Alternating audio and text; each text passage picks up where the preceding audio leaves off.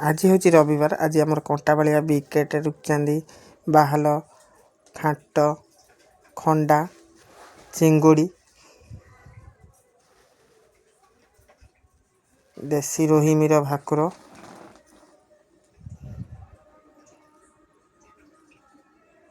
तापर मौसा आसिले आमको कहले बाहल माछ 400 टंकार दियो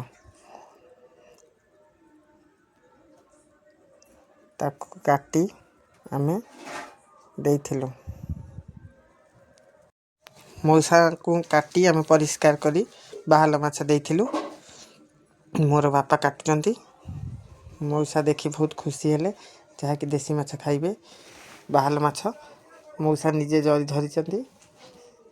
देखंतु चिंगुड़ी माछ खंडा माछ केमती अटैचंती चंपा माछ भी आखि मारुचंती। देखंतु भाई आमर पुओ जी अच्छे सी माछ भरी कर पकई देथिला ताको पाटी कला परे से धोईकी फोन देथिला।